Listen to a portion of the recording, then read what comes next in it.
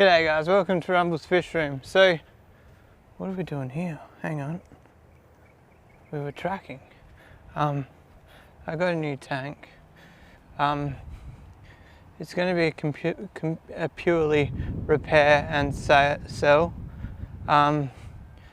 There's one catch to it. I want to finish the 5 foot at work and sell that before I start digging into this one. And I kind of want to do like a members exclusive thing where I talk about buying or getting and flipping tanks, and I want to keep a kitty and try and see if we can get like the kitty into the over $1,000, which I think at this stage is quite possible.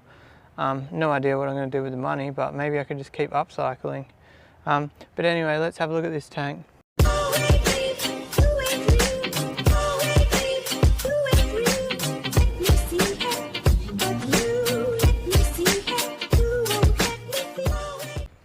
Alright guys, so it's 7 by 2.5 by 2 foot tall.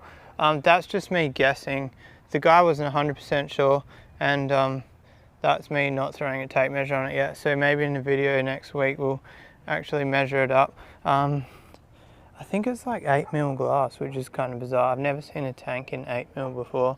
I've got tanks that the base is at 8mm and the front's 6mm, but never 8mm. It's got like holes drilled in it. So I only just noticed this right now actually. It's got like 4 holes drilled in it, so I'm going to bet this was a marine tank. I would bet my left big toe on it. So it's actually cracked and it's been repaired. At first I thought there was a piece of 3mm glass glued in there, but upon further inspection it's just silicone over it. It's only like 100mm, so there's not a great deal of water pressure there, and the top bracing's not cracked. So there's no way that that's going to leak. I'd actually be more worried about these holes than I would that. They're just full of silicone.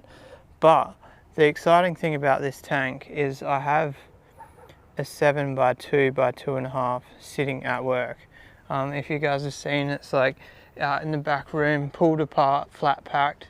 So now my thoughts here is take this back panel off and just like fingers crossed the other panel's the same size. I know it's only like a 30-40% chance it's the same size, but I'm going to take a gamble on it. The other option is buy a new panel for this. I can get glass pretty cheap through work. So my thought is if I can take that panel off and repair it, I need to clean it up and see how scratched it is. If it's not too scratched, I've got the 4 by 3 by 2 at work, which needs a panel, and I could try and dock this at 4 foot. But the one issue with that is I didn't realize these holes were in it. The only thing I could do is the 4 by 3, when I go to sell that, I could actually put plumbing in here and sell it with hard plumbing, or even like I could get a small tank and sell it with a sump. I know the 4 by 3 would suit somebody that's got stingray pups, so maybe the 4 by 3 I do a full build with a sump and then try sell it. But anyway, the point being, the worst case scenario with this tank, it's a few spare pieces of glass, but best case scenario, this panel is the same size as the ones I've got at work. The other option is the 7 by 2.5, I can't remember the exact size. It's 7 by 2, it's 7 by 2 by something, or 2.5 by something. The other thing is the 7 foot that I've got at work is only missing this end panel. So there's a chance that I could put this end panel on that tank. There's so many options actually. I've got 8 foot panels at work. I've got so much glass at work, guys. I've got the 5 by 2 by 2, which like I said, I need to sell. I literally need to adjust the hood a little bit and throw some handles on it and I can sell it. I've been super lazy on that, but yeah, like I said, I might start an Excel spreadsheet because my new job, I'm pretty much a master at Excel now. No, just joking, but yeah, I do know how to use Excel because of my new job. But anyway, my point there was I could start a spreadsheet and actually document if I'm profiting by flipping shit. I don't want to add money to it, and I don't want to spend the money. I just want to like make it a little project. This top bracing here is broken, so I'm guessing something fell on that top bracing and then cracked that. I'm not going to bet my life on it, but that crack lines up perfectly with where this bracing was. Yeah, I've probably got, what's that, 2 foot wide. If this is true 2.5 foot, I'll have a piece of glass to make a new top brace.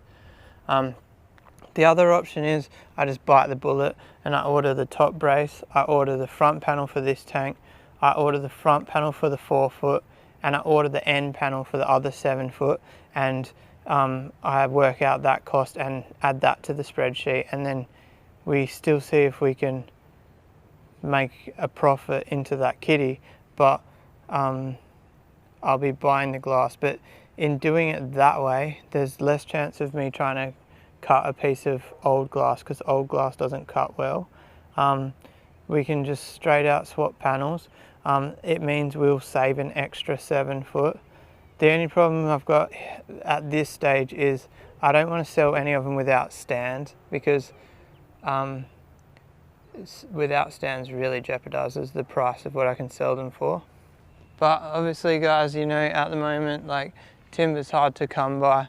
I've been thinking about, we've got pallets at work, and I was thinking about like PVA pressing the like 2 boards together, so kind of like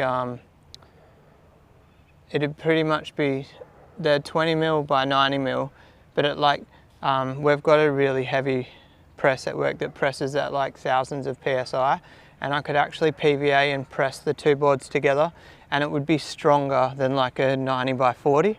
The only problem with that is there's no moisture resistance in it, so like if I sold it and then the person had like a wet floor, like it would damage it.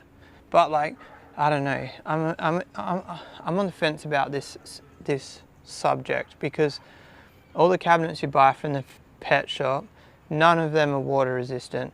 So I guess me selling a stand that isn't waterproof, it'll still be more water resistant than some of the shop bought stands. I don't know if you've seen the Aqua One stands, they're actually just MDF. I would never use MDF on a stand personally, only for doors, but some of them are actually structural MDF, the structural standing. I'll do like pine frame with MDF on the front, don't get me wrong. But anyway, my point behind it was, well, the other thing is, I could make the stands and just throw a layer of linseed oil on them. That would keep them water resistant enough, unless they're like sitting in a puddle. I don't know, let me know what you guys think on that. As long as the structural integrity is there, does it matter if they would still be water resistant, but they wouldn't be as waterproof as like using H4 treated pine. Well, I don't know.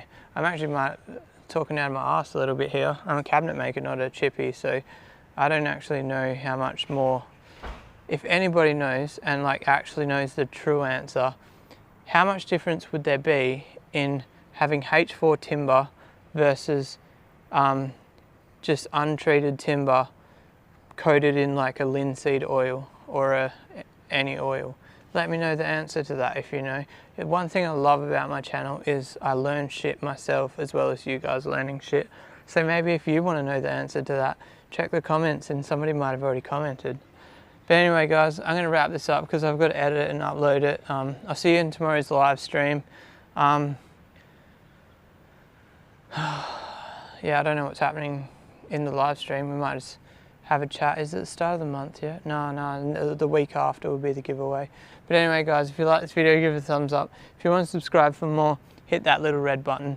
Can I just say how good the low light is on the camera? Because it's like almost dark. That's pretty cool. And I'll see you guys tomorrow. Peace out.